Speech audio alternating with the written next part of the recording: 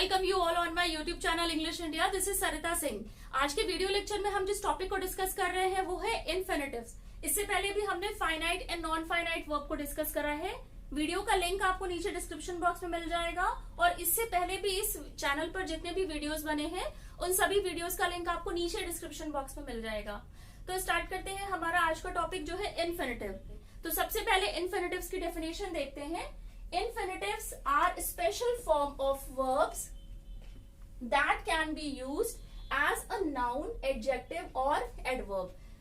Infinitive verb की base form के आगे to को ऐड कर दिया जाता है। with to भी आते हैं, without to भी आते हैं।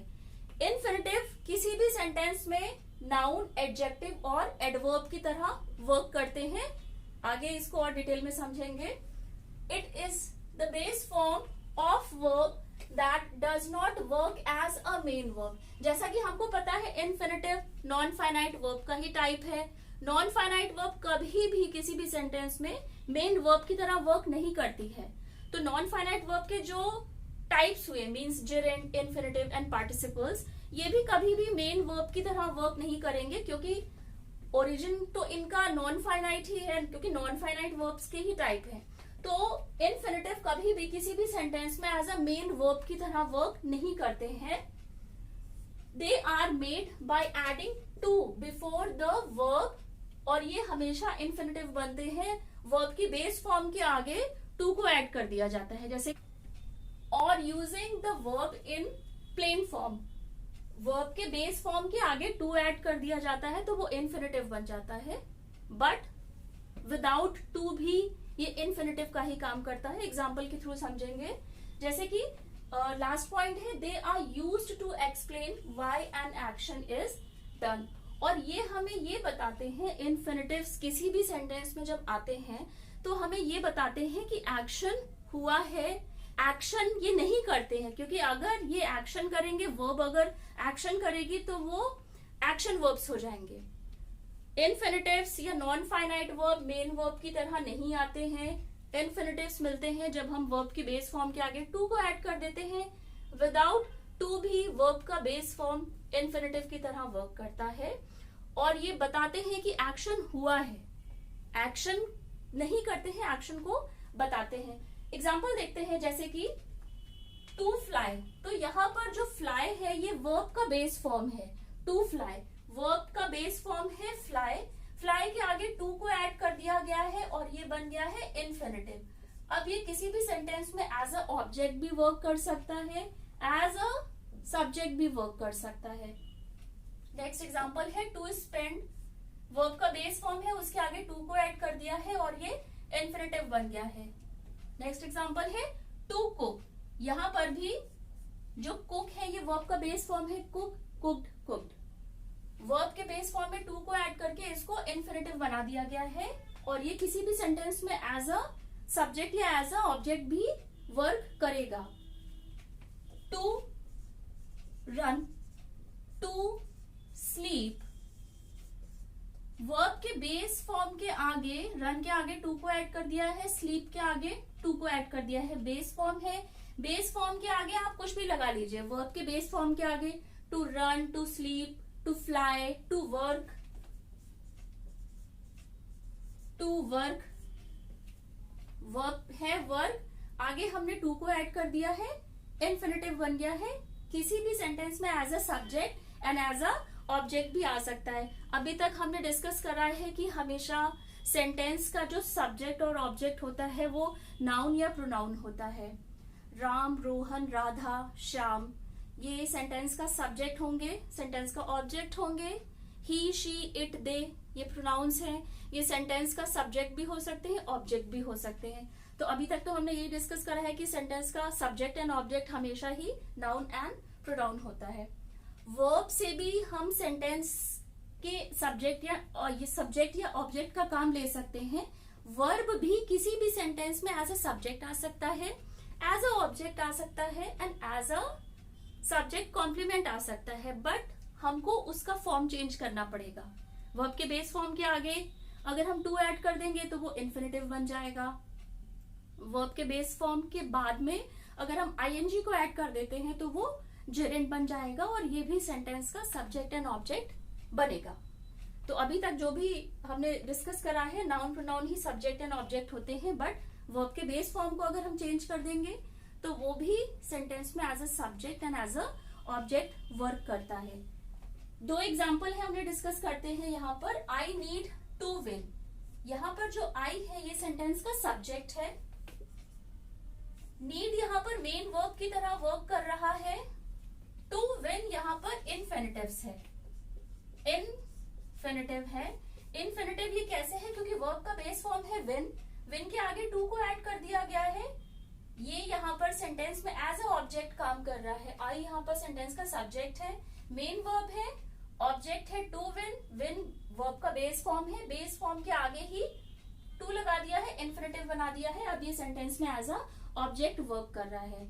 अभी हमने ये डिस्कस करा था, ये एक्सप्लेन करते हैं कि एक्शन हुआ है। यहाँ भी आई नीड टू विन, तो यहाँ पर एक बात हो रही है, एक्शन की बात हो रही है कि आई नीड टू विन, मतलब कि मुझे जीतना है। यहाँ पर कोई जीता नहीं है, अभी यहाँ पर बात हो रही है, एक्शन की बात हो रही है। आई नीड टू विन, तो यहाँ पर win as a action verb की तरह नहीं आया है। नेक्स्ट एग्जांपल है टुडे वी विन, तो यहाँ पर टुडे वी विन, तो विन ये यहाँ पर वर्ब है। टुडे वी विन, आज हम जीते, तो यहाँ पर जो विन है वो एक्शन को बता रहा है कि हम जीते, टुडे वी विन। बट जो फर्स्ट सेंटेंस है आई नीड टू विन, मतलब कि मुझे जीतना है। दोनों ही सेंटेंस डिफरेंट है। यहाँ पर विन के आगे टू को ऐड कर दिया गया है, वर्ब की बेस फॉर्म के आगे टू ऐड करके इन्फिनिटिव हो गया है, एज अ ऑब्जेक्ट आया है, और ये सिंपल डिस्कस हो रही है, विनिंग के बारे में डिस्कशन हो रहा है कि जीतना है। बट यहाँ पर एक्शन हो चुका है, टुडे वी विन, आज हम जीत चुके हैं। दोनों ही सेंटेंस डिफरेंट है। यहाँ पर भी विन ने इन्फिनिटिव अपने आप को बना लिया है और ये एक्शन की बात कर रहा है। सेकेंड सेंटेंस में एक्शन हो चुका है। इन्फिनिटिव्स के भी टू टाइप्स होते हैं। जो इसका पहला टाइप है वो है फुल इन्फिनिटिव, एंड जो सेकेंड इसका टाइप है वो बेयर इन्फिनिटिव है। फुल इन्फिनिटिव वो इन्फिनिटिव होते हैं जो वर्ब की बेस फॉर्म के आगे टू को लेते हैं, मतलब कि वर्ब की बेस फॉर्म के आगे अगर आपने टू को ऐड कर दिया है तो वो फुल इन्फिनिटिव कहलाएगा। जैसे कि to run, to sleep, to work, ये टू फ्लाई, ये सब वर्ब की बेस फॉर्म के आगे जब हम टू को ऐड कर देते हैं तो ये फुल इन्फिनिटिव कहलाते हैं। बेयर इन्फिनिटिव वो इन्फिनिटिव होते हैं जो वर्ब का बेस फॉर्म तो होता है बट वो अपने आगे टू को नहीं लेते हैं। आज हम फुल इन्फिनिटिव को डिस्कस करेंगे। जो बेयर इन्फिनिटिव है उसको हम नेक्स्ट वीडियो लेक्चर में डिस्कस करेंगे। तो फुल इन्फिनिटिव क्या होते हैं, वो कैसे वर्क करते हैं, इसको नेक्स्ट स्लाइड में डिस्कस करते हैं। इन्फिनिटिव के टू टाइप्स हैं, full infinitive and bare infinitive. आज के वीडियो लेक्चर में हम फुल इन्फिनिटिव को ही डिटेल में डिस्कस करेंगे। तो फुल इन्फिनिटिव बनता है वर्ब के बेस फॉर्म के आगे अगर हम टू को ऐड कर देते हैं। आप आइडेंटिफाई कर पाएंगे वर्ब के बेस फॉर्म के आगे अगर टू लगा है तो वो इन्फिनिटिव का काम करेगा, फुल इन्फिनिटिव का काम करेगा। तो फुल इन्फिनिटिव से रिलेटेड ही कुछ पॉइंट्स हैं, उन्हें डिस्कस करते हैं। जैसे कि जो इसका पहला पॉइंट है, मैंने आपको बताया था कि सेंटेंस का सब्जेक्ट एंड ऑब्जेक्ट वर्ब भी बन सकता है बट उसको बेस फॉर्म को उसके चेंज करना पड़ेगा, या तो आईएनजी ऐड करना पड़ेगा तब वो एज ए जेरेंट वर्क करेगा। अगर बेस फॉर्म के आगे हम टू को ऐड कर देते हैं तो वो एज अ इन्फिनिटिव वर्क करेगा। और सेंटेंस का सब्जेक्ट भी बन सकता है, वर्ब एंड ऑब्जेक्ट भी बन सकता है, सब्जेक्ट कॉम्प्लीमेंट भी बन सकता है। तो फुल इन्फिनिटिव से रिलेटेड ही कुछ पॉइंट को देखते हैं। तो इसका जो पहला पॉइंट है वो है as a subject of a sentence. Full infinitive किसी भी सेंटेंस के सब्जेक्ट की तरह भी वर्क करेगा क्योंकि उसने अपना फॉर्म को चेंज कर लिया है। अब वो एलिजिबल है किसी भी सेंटेंस का सब्जेक्ट या ऑब्जेक्ट बनने के लिए। एग्जाम्पल देखते हैं, इन्फिनिटिव जब किसी भी सेंटेंस में एज अ सब्जेक्ट आएगा। एग्जाम्पल है टू लव समवन, तो यहाँ पर आप देख रहे हैं लव ये वर्ब का बेस फॉर्म है, बेस फॉर्म के आगे टू को ऐड कर दिया गया है और ये सेंटेंस का सब्जेक्ट बन गया है, एज अ सब्जेक्ट वर्क कर रहा है। To love someone requires, requires यहाँ पर वर्ब है और एस लगा है, इसका मतलब ये सिंगुलर वर्ब है। इन्फिनेटिव हमेशा अपने साथ सिंगुलर ही लेते हैं, क्योंकि इन्फिनेटिव एज अ सिंगुलर आते हैं और अपने साथ जिस वर्ब को लेते हैं, जिस दूसरी वर्ब को लेते हैं, वो सिंगुलर ही होती है। टू लव यहाँ पर सेंटेंस का सब्जेक्ट है, इन्फिनेटिव है, जो वर्ब यूज होगी वो भी सिंगुलर होगी। To verb someone requires patience and understanding, तो यहाँ पर टू लव वर्ब के बेस फॉर्म के आगे टू को ऐड कर दिया गया है, इन्फिनेटिव बन गया है, सेंटेंस में एज अ सब्जेक्ट वर्क करेगा। नेक्स्ट एग्जांपल है to walk is a good exercise. यहाँ पे अगेन वॉक ये वर्ब का बेस फॉर्म है, to walk, to sleep, to run, to fly, to swim. Verb के बेस फॉर्म के आगे टू लगा दीजिए और वो किसी भी सेंटेंस में एज अ सब्जेक्ट की तरह वर्क करेगा, एज एन ऑब्जेक्ट की तरह भी वर्क करेगा। बस सिंपल से काम ये करना है, बेस फॉर्म के आगे टू को ऐड कर देना है। एग्जाम्पल जो इसका एज अ सब्जेक्ट का एग्जाम्पल है टू वॉक, टू लगा के वर्ब के बेस फॉर्म के आगे टू को लगा दिया है, इन्फिनेटिव बन गया है, सेंटेंस में सब्जेक्ट की तरह वर्क कर रहा है। टू वॉक इज जो हेल्पिंग वर्ब है, जो फाइनाइट वर्ब है वो है इज। फाइनाइट वर्ब हमेशा ही सेंटेंस के टेंस को बताते हैं, नंबर ऑफ पर्सन के अकॉर्डिंग चेंज होते हैं, क्योंकि इन्फिनेटिव सेंटेंस में हमेशा ही सिंगुलर आता है, तो उसके साथ जिस अदर वर्ब का यूज हुआ है, जिस हेल्पिंग वर्ब का यूज हुआ है वो भी सिंगुलर होगी। और इज यहाँ पर एज अ फाइनाइट वर्ब आई है, क्योंकि इस पढ़ के हमको समझ में आ रहा है कि सेंटेंस प्रेजेंट की बात हो रही है। To walk is a good exercise, तो यहाँ पर वर्ब की बेस फॉर्म के आगे टू को ऐड कर दिया गया है और उसने इन्फिनेटिव बन के सेंटेंस का सब्जेक्ट बन के उसने एज अ सब्जेक्ट वर्क किया है सेंटेंस में। As a subject of the sentence के एग्जाम्पल को हम डिस्कस कर चुके हैं। अब इन्फिनेटिव एज अ ऑब्जेक्ट किसी भी सेंटेंस में जब आते हैं तो उसी से रिलेटेड दो एग्जाम्पल हैं, जैसे कि आई वॉन्ट टू गो। गो यहाँ पर V1 है, वर्ब के बेस फॉर्म को V1 भी कहा जाता है। वर्ब का बेस फॉर्म है गो, आगे के इसके फॉर्म है गो, वेंट, गॉन, गोस और गोइंग।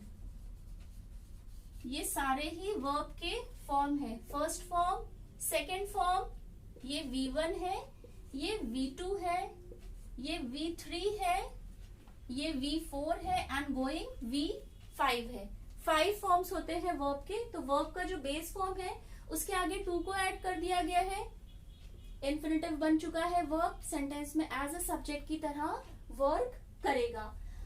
आई वॉन्ट टू गो, यहाँ पर आई सेंटेंस का सब्जेक्ट है, प्रोनाउन है, प्रोनाउन सेंटेंस का सब्जेक्ट है। वॉन्ट यहाँ पर मेन वर्ब की तरह वर्क कर रही है, to go, I want to go, मुझे जाना है। एक्शन की बात हो रही है, एक्शन हुआ नहीं है। नॉन फाइनाइट वर्ब वो वर्ब्स होते हैं जो एक्शन के बारे में डिस्कस करते हैं, जैसे कि अभी हमने जेरेंड में भी पढ़ा था, swimming is a good exercise. तो स्विमिंग गुड एक्सरसाइज है, तो यहाँ पर स्विमिंग हो नहीं रही है, एक्शन हो नहीं रहा है, उसके बारे में एक फैक्ट बताया जा रहा है, एक बात बताई जा रही है। तो नॉन फाइनाइट वर्ब वो वर्ब्स होते हैं जो एक्शन को नहीं बताते हैं, एक्शन के बारे में बात करते हैं। आई वॉन्ट टू गो, मुझे जाना है। तो टू गो यहाँ पर सेंटेंस में एज अ ऑब्जेक्ट आया है, सेंटेंस का सब्जेक्ट है प्रोनाउन, मेन वर्ब है वॉन्ट एंड टू गो यहाँ पर एज अ ऑब्जेक्ट आया है, इन्फिनेटिव है, वर्ब के बेस फॉर्म के आगे टू को ऐड कर दिया है। नेक्स्ट एग्जांपल है I like to write in English. यहाँ पर अगेन जो आई है वो सेंटेंस का सब्जेक्ट है, लाइक यहाँ पर फाइनाइट वर्ब है, फाइनाइट वर्ब है।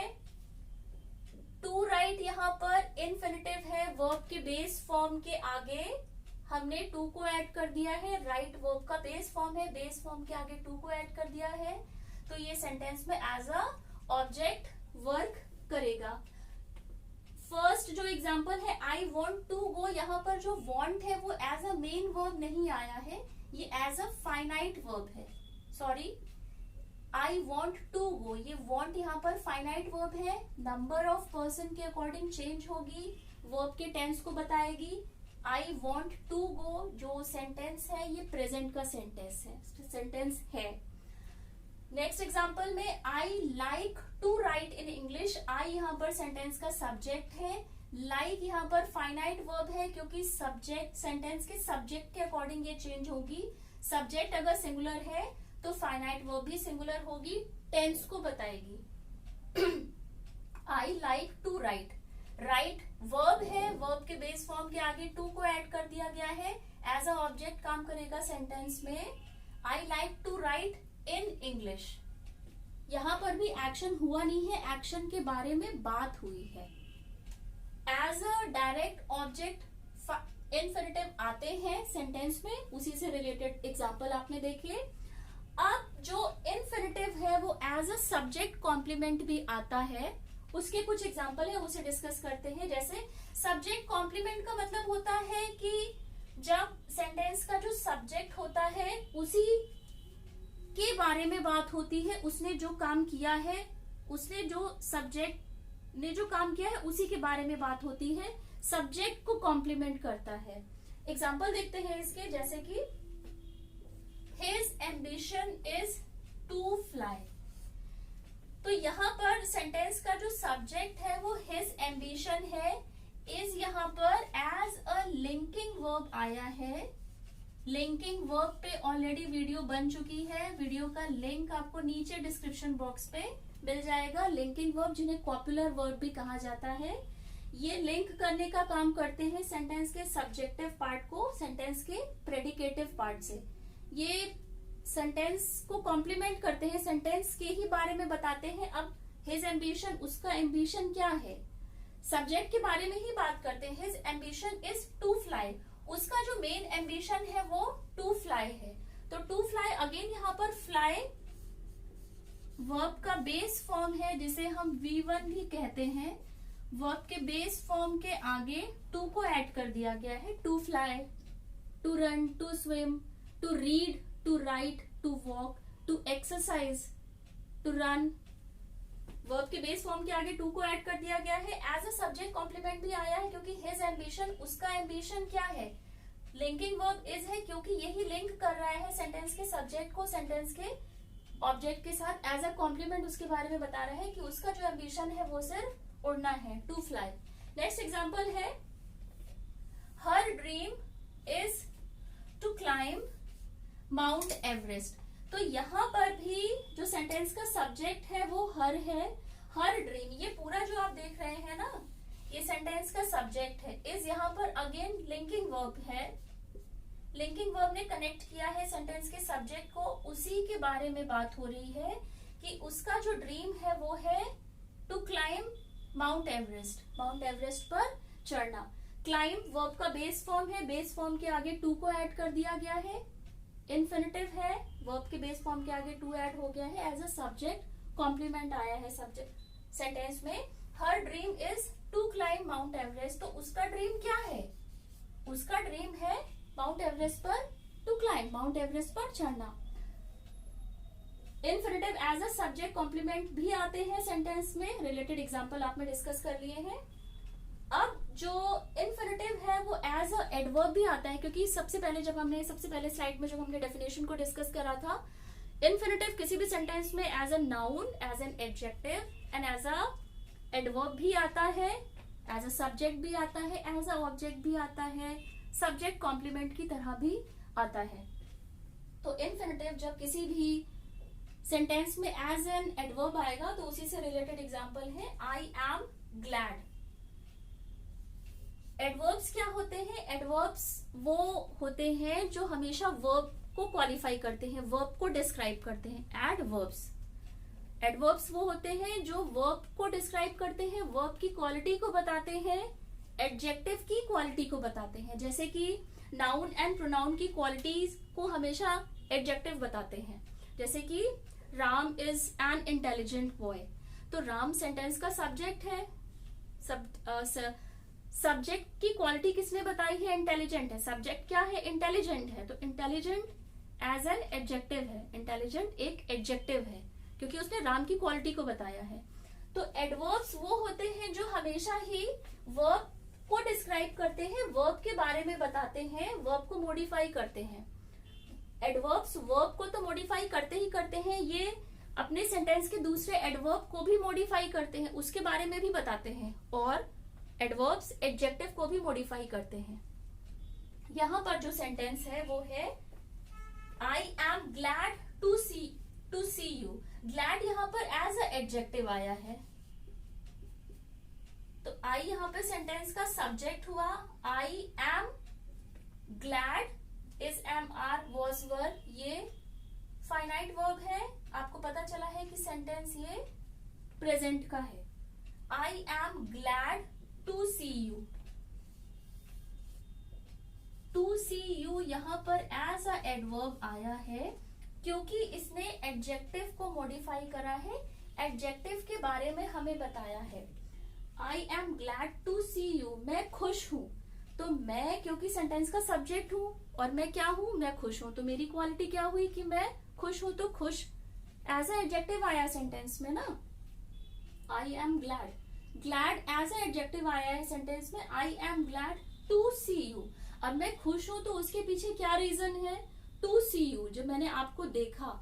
तो एडजेक्टिव है ग्लैड, ग्लैड को जो और मॉडिफाई कर रहा है वो है एडवर्ब टू सी।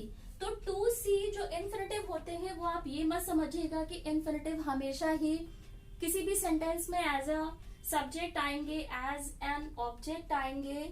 वो एज एन एडवर्ब भी आ सकते हैं, एज एन एडजेक्टिव भी आ सकते हैं। एज एन एडजेक्टिव को हम नेक्स्ट स्लाइड में डिस्कस करेंगे। तो एज एन एडवर्ब यहाँ पर I am glad to see you, glad यहाँ पर एडजेक्टिव है। एडजेक्टिव को जो वर्ड मॉडिफाई कर रहा है, जो उसके बारे में एक्स्ट्रा नॉलेज दे रहा है, भाई आई एम ग्लैड, मैं खुश हूं, तो मैं क्यों खुश हूं, टू सी यू, क्योंकि मैंने आपको देखा। तो टू सी यहाँ पर इन्फिनिटिव है, इन्फिनिटिव है, और ये हमको एडजेक्टिव के बारे में एडिशनल नॉलेज दे रहा है। सेकेंड एग्जाम्पल को देखते हैं। I can't wait to meet you, I can't wait to meet you, इसको थोड़ा सा रब कर देते हैं। ओके, तो सेकेंड एग्जाम्पल है I can't wait to meet you. Again अगर आप सेंटेंस को पढ़ेंगे तो आई यहाँ पर सेंटेंस का सब्जेक्ट है, आई सेंटेंस का सब्जेक्ट है, कांट है कैन प्लस नॉट, उसको जब हम कॉन्ट्रैक्शन फॉर्म उसका होगा, कैन है और नॉट है। कैन मोडाल वर्ब होता है, कैन एंड नॉट को का जब कॉन्ट्रैक्शन हो गया तो वो कांट हो गया। आई कांट वेट, वेट यहाँ पर वर्ब है, वेट यहाँ पर वर्ब है। I can't wait to meet you, to meet यहाँ पर एज एन एडवर्ब आया है क्योंकि इसने हमको वर्ब को मॉडिफाई करके बताया है, वर्ब को और डिस्क्राइब करके बताया है। I can't wait to meet you, मतलब कि मैं वेट नहीं कर सकता हूं, तुमसे मिलने का मैं वेट नहीं कर सकता हूं। तो टू मीट यहाँ पर एज अ एडवर्ब आया है क्योंकि इसने वर्ब को मॉडिफाई करा है, वर्ब के बारे में एक्स्ट्रा नॉलेज दी है। आई कांट वेट, भाई मैं वेट नहीं कर सकता हूं, तो वेट वर्ब है, आप वेट क्यों नहीं कर सकते। I can't wait to see you, आपसे मिलना है, आपको देखना है। I can't wait to meet you, तो टू मीट यहाँ पे इन्फिनिटिव है, एज एन एडवर्ब आया है क्योंकि इसने वेट के बारे में हमको एडिशनल नॉलेज दी है कि वेट हम नहीं कर सकते हैं to meet you.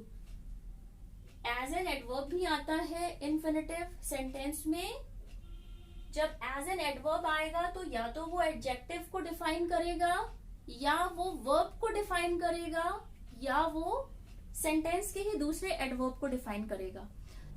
Full infinitive को ही डिस्कस कर रहे थे। Full infinitive as a subject आता है, एज अ ऑब्जेक्ट आता है, सब्जेक्ट कॉम्प्लीमेंट की तरह वर्क करता है, एज एन एडवर्ब भी वर्क करता है। और अब हम जिस पार्ट को डिस्कस कर रहे हैं वो है कि इन्फिनिटिव जब कब एज एन एडजेक्टिव वर्क करता है किसी भी सेंटेंस में, तो उसी से रिलेटेड एग्जांपल देखते हैं। एज एन एडजेक्टिव जब इन्फिनिटिव यूज होता है तो उससे रिलेटेड एग्जांपल है we need a hero to save us.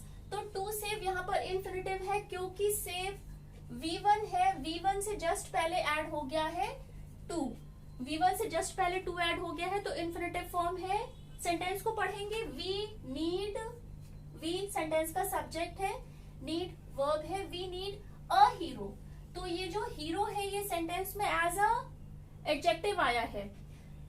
As an adjective कब यूज होगा, सॉरी यहाँ पर हीरो एज अ नाउन आया है, हीरो ने एज अ नाउन वर्क किया है। We need a hero to save us.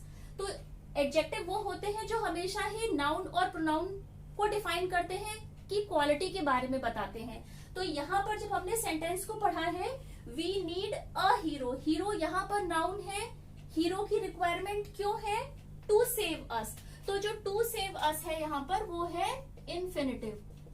Hero की रिक्वायरमेंट क्यों है, टू सेव अस। नाउन को किसने डिस्क्राइब करा है, नाउन की क्वालिटी को हमेशा ही एडजेक्टिव बताता है। We need a hero noun है, नाउन की को जो डिस्क्राइब कर रहा है वो है इन्फिनिटिव, और इन्फिनिटिव ने यहाँ पर एज अ एडजेक्टिव वर्क किया है। रिक्वायरमेंट ऑफ हीरो, हीरो को जो वर्ड डिस्क्राइब कर रहा है वो है टू सेव। हीरो का रिक्वायरमेंट क्यों है, टू सेव अस, वो हमें सेव करेगा। सेकेंड एग्जाम्पल है I have some jeans, jeans यहाँ पर नाउन है। I have some jeans to wash, to wash यहाँ पर इन्फिनिटिव एज एन एडजेक्टिव आया है, क्योंकि सेंटेंस को पढ़ने के बाद आई यहाँ पर सेंटेंस का सब्जेक्ट है। सब्जेक्ट को पढ़ने के बाद हमें ये समझ में आ रहा आई हैव सम जीन्स, मेरे पास कुछ जीन्स है, जीन्स नाउन है। नाउन को जो वर्ड डिस्क्राइब कर रहा है वो है टू वॉश। जीन्स का क्या करना है, टू वॉश, उसको वॉश करना है। तो टू वॉश यहाँ पर एज अ इन्फिनिटिव है। इन्फिनिटिव तो है ही ये, क्योंकि वर्ब के बेस फॉर्म में आईएनजी को ऐड किया गया है। इन्फिनिटिव तो है ही, बट ये इन्फिनिटिव तो है ही, लेकिन ये सेंटेंस में एज एन एडजेक्टिव वर्क कर रहा है, क्योंकि ये नाउन के बारे में बता रहा है, नाउन को डिस्क्राइब कर रहा है। जीन्स है, बट जीन्स को क्या करना है, वॉश करना है, नाउन को मॉडिफाई कर रहा है। फर्स्ट एग्जांपल में हीरो, हीरो को डिस्क्राइब करा टू सेव ने, टू सेव इन्फिनिटिव है, लेकिन ये सेंटेंस में एज एन एडजेक्टिव आया है। नेक्स्ट एग्जांपल में I have some jeans to wash, jeans को जिस वर्ड ने डिस्क्राइब किया है, नाउन को जो डिस्क्राइब करता है, नाउन के बारे में बताता है, वो एडजेक्टिव होता है। जीन्स को जिस ने डिस्क्राइब किया है वो टू वॉश है, इन्फिनिटिव है, एज एन एडजेक्टिव आया है। इन्फिनिटिव एज एन एडजेक्टिव तो आते ही आते हैं। इन्फिनिटिव एडजेक्टिव किसी भी सेंटेंस में एडजेक्टिव के बाद भी आते हैं। एग्जाम्पल देख के सेंटेंस को पढ़ के आपको आइडेंटिफाई करना पड़ेगा।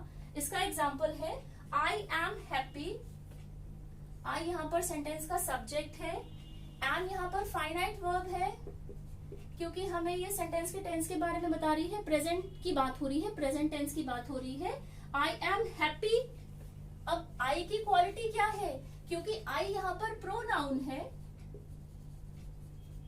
आई यहाँ पर प्रोनाउन है। प्रोनाउन की क्वालिटी क्या, प्रोनाउन, नाउन और प्रोनाउन की क्वालिटी कौन से वर्ड्स बताते हैं, नाउन एंड प्रोनाउन की क्वालिटी हमेशा एडजेक्टिव बताते हैं। तो हैप्पी यहाँ पर एडजेक्टिव है, क्योंकि इसने हमको नाउन की क्वालिटी बताई है, नाउन के बारे में बताया है कि आई एम हैप्पी। आई की क्वालिटी ये है कि I am happy to be here.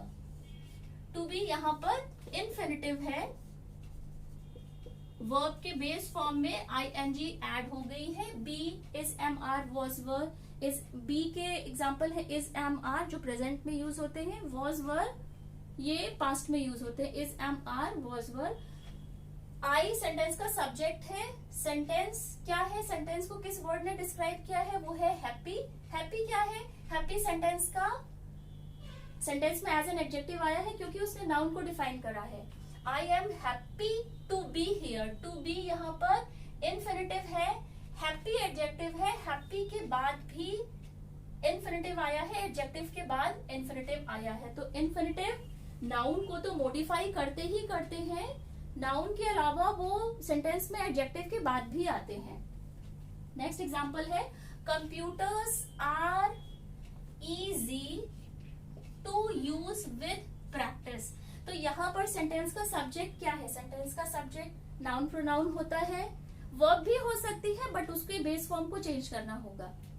Computers यहाँ पर सेंटेंस का सब्जेक्ट है, ये नाउन है, सेंटेंस का सब्जेक्ट है कंप्यूटर। आर यहाँ पर फाइनाइट वर्ब है, क्योंकि इसने हमको सेंटेंस के टेंस के बारे में बताया है।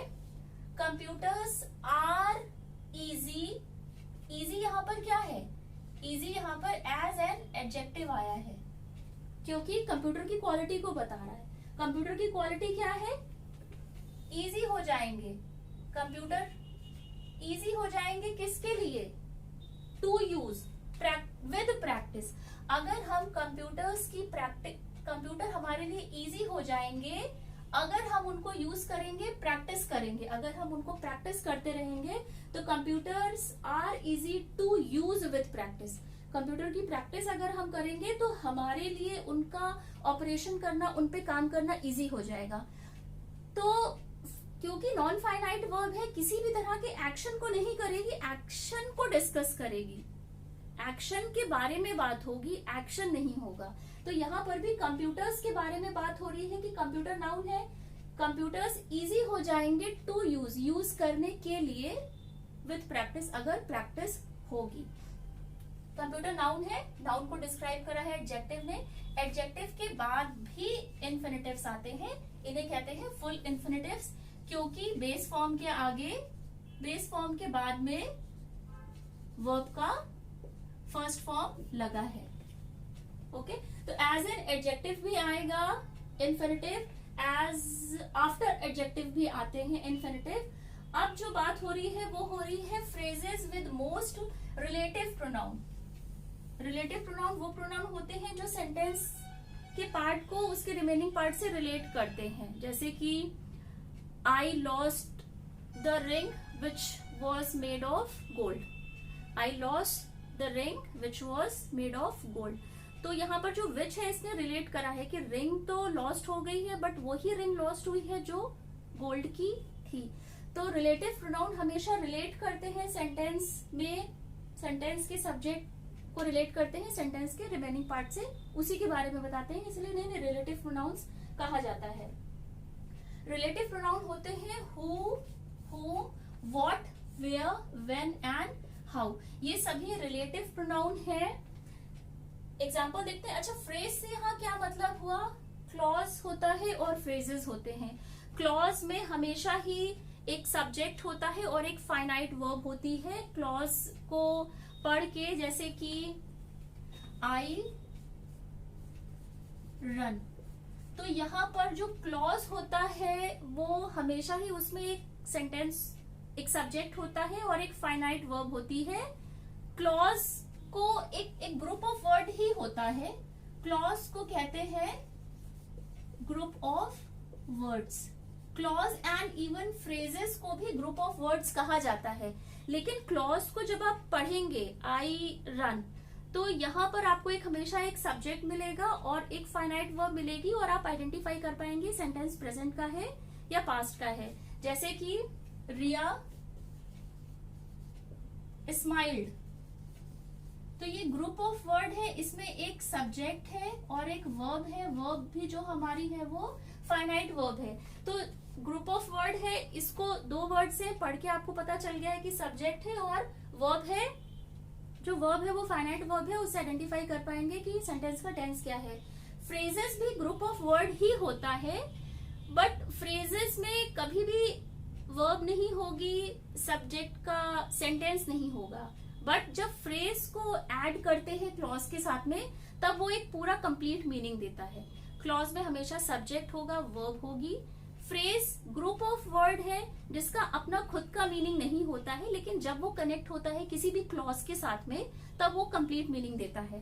तो जो इन्फिनिटिव्स हैं, जो फुल इन्फिनिटिव्स हैं, वो रिलेटिव प्रोनाउन जो फ्रेजेस के सेंटेंस होते हैं, फ्रेज के जो सेंटेंस होते हैं उनके साथ भी इन्फिनिटिव का यूज होता है। एग्जाम्पल देखते हैं, जैसे कि I don't know what to do. तो यहाँ पर ये जो व्हाट टू डू है ये पूरा एक फ्रेज है। व्हाट टू डू एक पूरा ये फ्रेज है। I don't know what to do, मुझे नहीं पता है कि क्या करना है। तो व्हाट यहाँ पर एज अ रिलेटिव प्रोनाउन आया है, टू डू यहाँ पर फुल इन्फिनिटिव है। I don't know what to do, तो जब फ्रेज के साथ में आएगा, फ्रेज के साथ में ही आता है इन्फिनिटिव, फ्रेज होगा तभी आएगा, फ्रेज के साथ में ही आएगा। I don't know what to do, what यहाँ पर रिलेटिव प्रोनाउन है, ये पूरा एक फ्रेज है। ये फ्रेज को पढ़ के आपको नहीं समझ में आएगा व्हाट टू डू, मतलब ये किस टेंस की बात हो रही है, कौन यहाँ पर सब्जेक्ट है, कौन ऑब्जेक्ट है, ये ग्रुप ऑफ वर्ड है व्हाट टू डू। लेकिन जब ये किसी क्लॉज के साथ जुड़ता है, जैसे आई डोंट नो यहाँ पर एक पूरा क्लॉज है, यहाँ पर आपका सब्जेक्ट भी है, यहाँ पर आपका वर्ब भी है। वर्ब को देख के आपको समझ में आ रहा है कि हाँ ये किस टेंस की बात हो रही है। डोंट नो है तो ये प्रेजेंट की ही बात हो रही है। डेट का यूज हम करते हैं पास्ट में। तो आई डोंट नो ये पूरा एक क्लॉज है, क्योंकि यहाँ पर सेंटेंस का सब्जेक्ट है, वर्ब है, तो ये क्लॉज है। और व्हाट टू डू एक फ्रेज है, क्योंकि फ्रेज को ग्रुप ऑफ वर्ड होता है, फ्रेज में कभी भी सब्जेक्ट नहीं होता है एंड वर्ब नहीं होती है।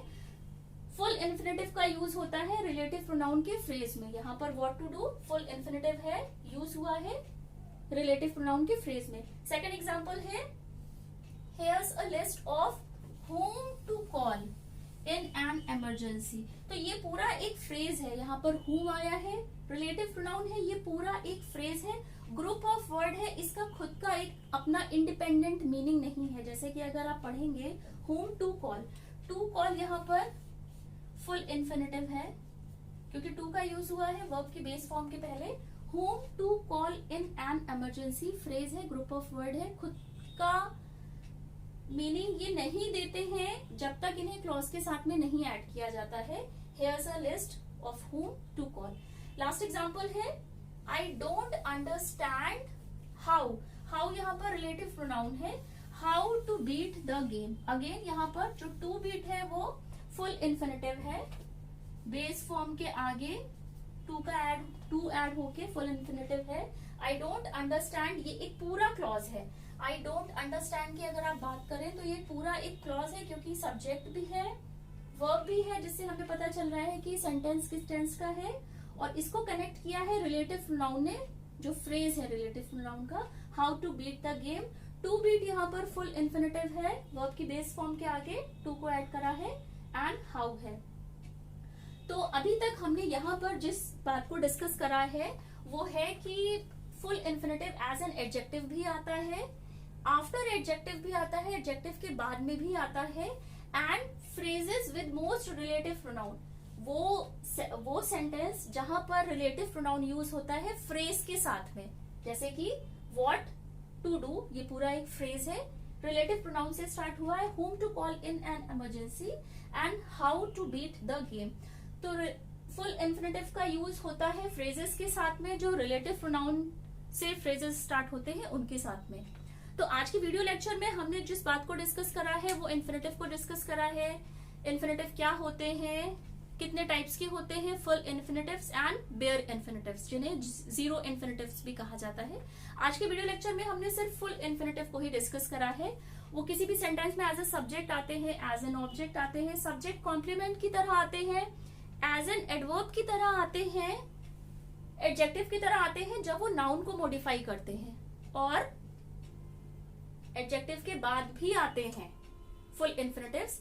एंड रिलेटिव प्रोनाउन के जितने भी फ्रेजेस हैं, जो फ्रेजेस रिलेटिव प्रोनाउन से स्टार्ट होते हैं, व्हाट, व्हेन, हुम, हाउ, वेयर, जो भी फ्रेजेस हैं जो रिलेटिव प्रोनाउन से स्टार्ट होते हैं उनके साथ भी फुल इन्फिनेटिव का यूज होता है। तो आज के वीडियो लेक्चर में हमने फुल इन्फिनेटिव को डिटेल में डिस्कस करा है। वीडियो अगर आपको पसंद आई हो तो चैनल को लाइक, सब्सक्राइब एंड शेयर जरूर करिएगा।